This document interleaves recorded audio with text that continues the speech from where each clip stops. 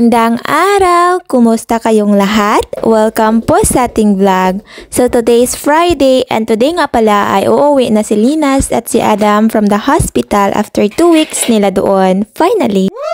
And today nga ay magde-decorations ako or gagawa ako ng decorations. Bali pa welcome ko lang sa kanila. Tapos ito nga sabi ng father-in-law ko na magbuhot daw ako nitong mga balloons at napakadami nila guys. Wala pa naman ako makita palubo na nila. So ako lang talaga at huyop lang talaga ako dito. So masakit na nga itong aking liig na para bang nabubuyo ka na ako. At ito lang nga ang na-afford kong buhutan. Tapos dumating na nga si Linas at si Adam around 2 p.m.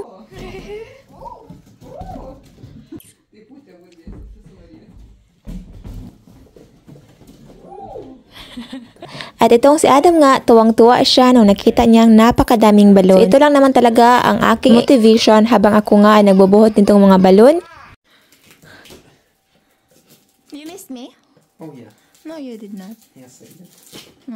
Yeah, I would look at those photos and videos every day and night. So you appreciate my videos na? I mean my vlogs or different video? I mean both.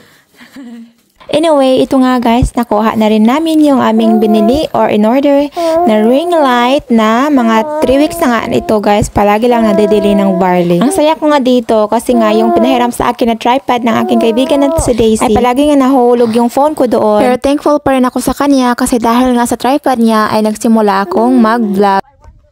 May iba naman tayo. So about pala kang Adam, kung nakikurious kayo kung ano yung diagnosis ng doctor sa kanya after 2 weeks nila nga doon sa hospital. Ina-emphasize talaga ng doctor na si Adam ay visual learner siya, which means na kung may sasabihin kami or iuutos kami, first kailangan naming gawin yan para makita ni Adam. At yung pangalawa naman ay stimulation. So basically, kailangan ni Adam ma-feel lahat ng kanyang katawan. May mga exercises kaming ginagawa ngayon. At isa nga doon ang pagmamassage sa kanya. So isa daw sa mga dahilan kung bakit itong mga bata kahit paano na daw natin sila dinidisiplina, for example, natin na silang binabakos or alam nyo yun, pero hindi pa rin sila nakikinig or hindi pa rin yun effective dahil pala yan sa lack of the stimulation. So kailangan mayroong nilalaro yung mga bata, for example, yung climbing, your hanging, maganda yan kasi na-stretch yung mga katawan nila. Yun, sa ngayon nga ay mayroon kaming routine every morning. At ang thankful ko nga kasi summer na ngayon, so easy lang kang Adam makalabas.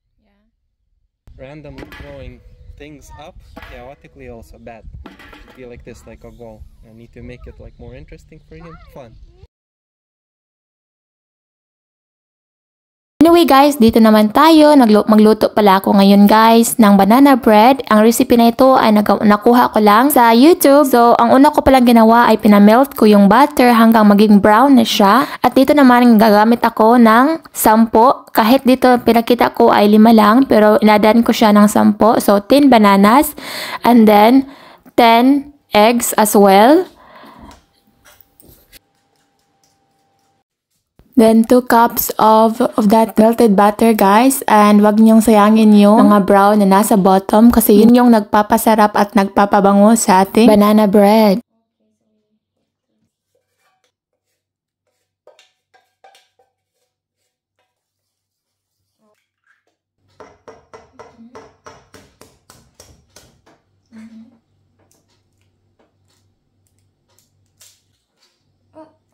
Don't include the shell.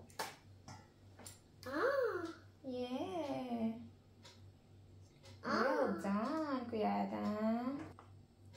Thanks. Here.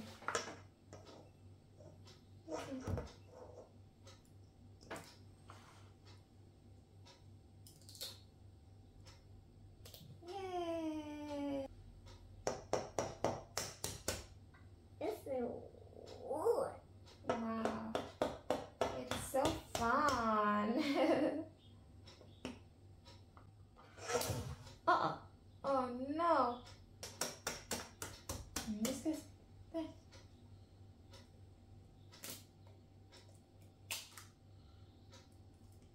yay. All done?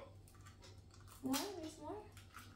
Yay. Good job, Kuya Adam. Yeah. Yeah. Oh no.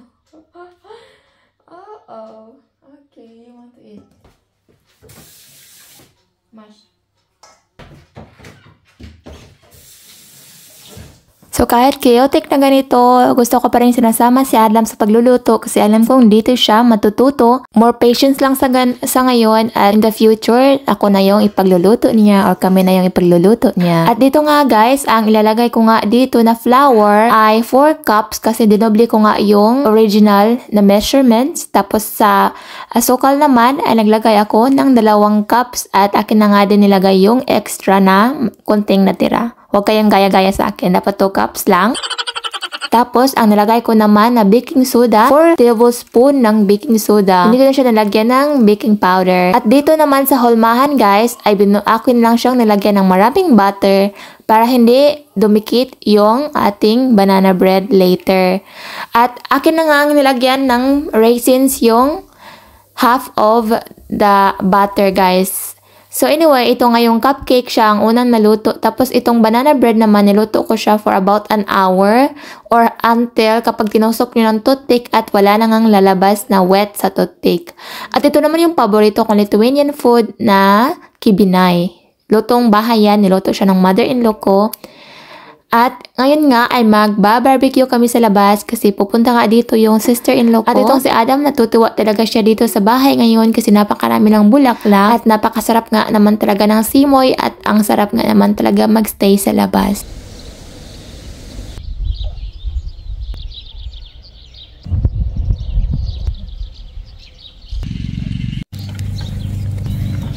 There, our delivery girl.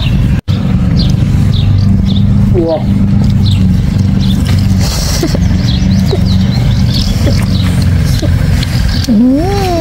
Ganon.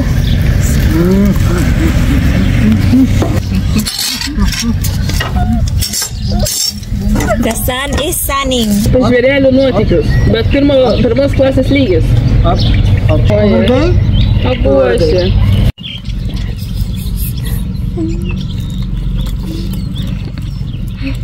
Čia reikėtų. Nenorėjau skaityt. Druskos, ne? Kalba.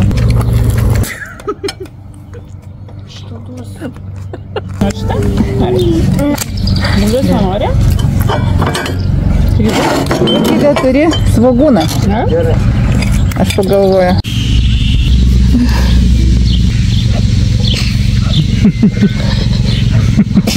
Oj, Hekata. Wala nga pala sa Elinas ngayon kahit Saturday kasi may inattendan siya na contest or robot contest sa Vilnius. At dahil nga 7 PM na nga ngayon guys, kahit napaka-silak pa rin ang araw, pero gabi na ngayon, na nga itong kinuha itong aking mga sinampay. At talaga naman, ito pa talagang puting jacket ko ang dinumihan ng ibon. No! At ito nga, natutuwa ako kang Adam kasi inuutosan ko na siya at nagpa-follow na nga siya sa aking mga inuutos sa kanya. At ito, marami na naman tayong piluin. So, bukas ko na ito piluin guys kasi gabi na.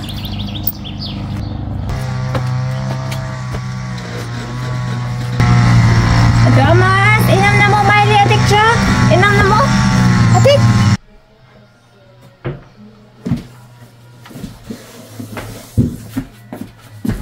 Please don't forget to follow our page if you haven't yet. Like, comment, and share this video. That's it for this video. Thank you guys for watching. Kita ulit tayo bukas.